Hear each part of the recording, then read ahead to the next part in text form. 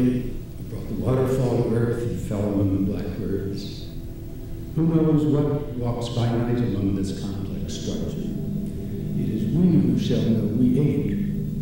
We are fearful but loving. We court what lurks in the labyrinth, pledging at all odds to make ours an honest destiny.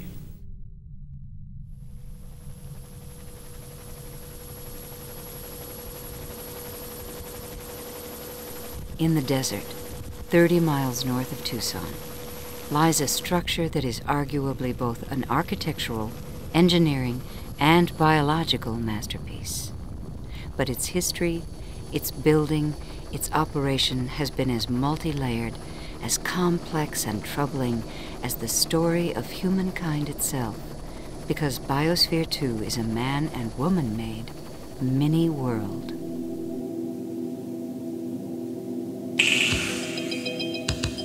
It consists of 7 miniaturized biomes, where biome means a community of plants and animals distinctive to a region.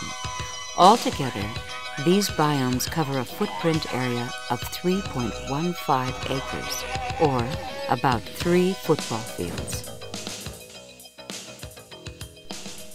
The wild biomes of Biosphere 2 include a 20,000 square foot tropical rainforest, a 1 million gallon ocean, a grassland and thorn scrub savanna, a mangrove marsh,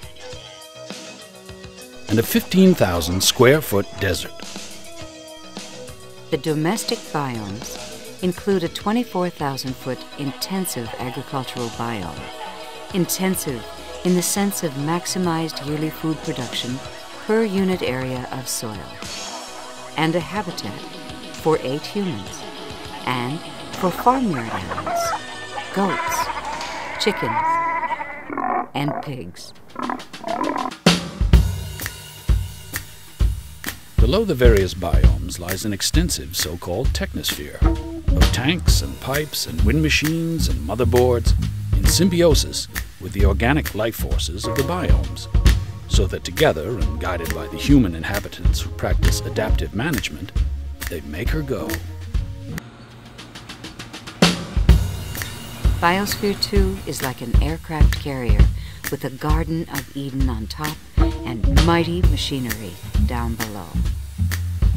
In the course of its 5 years of building, Biosphere 2 attracted highly favorable, indeed fascinated, worldwide attention from the media, the scientific community, European, Japanese, and Russian space agencies, as well as from NASA.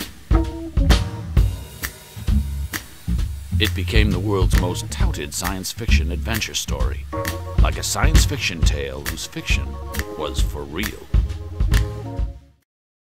The original builders and operators of Biosphere 2 mostly came from a so-called synergetic group, a designation borrowing from Buckminster Fuller the concept of synergism, where the whole exceeds the sum of the parts. The group was made up of dedicated young people who assembled on a ranch near Santa Fe, New Mexico in the 1960s. After a great deal of discussion, they became focused on building a practical working alternative to the consumer society gobbling up the natural world. On building, in short, a society based on an ecological orientation with the earth. To live off the environment, but without destroying it. To utilize, but at the same time refurbish, the overgrazed, exhausted grassland. To log, but preserve and regrow the decapitated forests. To harvest, but not exhaust, the threatened empires of the sea. To restore the scarred and refuse-littered deserts. To make cities livable once more. To show by personal example humankind's sustainable interaction with nature. So they built a ship on the eastern shores of San Francisco Bay, in style a Chinese junk, which they had found upon inquiry to be the most seaworthy, big-capacity sailing vessel afloat, albeit slow when beating to windward. And in their ship, christened the Heraclitus, they set forth boldly to found the outposts of their new civilization, their synergetic civilization.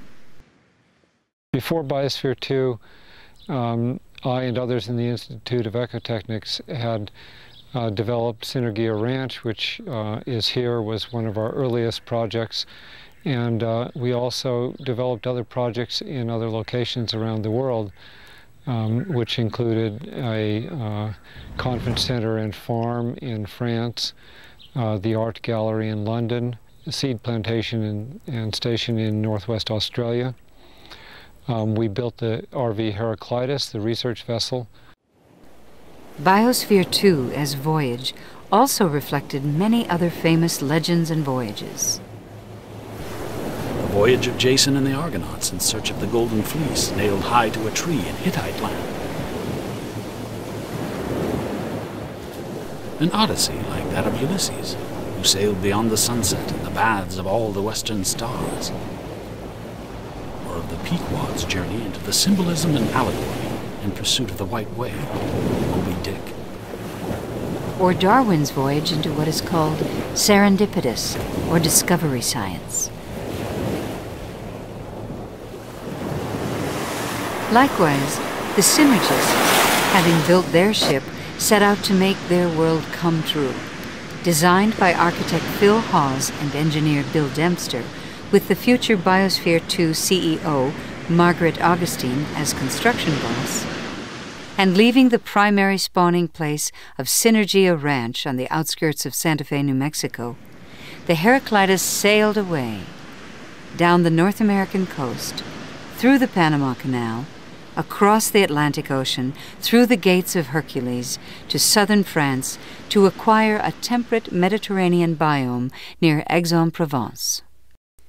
This 10-acre experimental farm would serve also as a conference center, and in due course, yearly gatherings were held there, gatherings at which well-known, indeed famous people began to accept the invitation to attend and participate.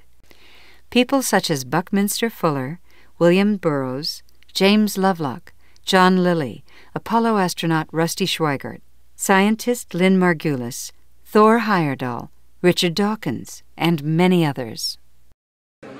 Always a mixture of the intellectual elite, who were delighted at the stimulating amalgam of disciplines and small, intimate, informal style of the gatherings, with discussions and presentations in the day, and in the evenings, fine cuisine and cocktails.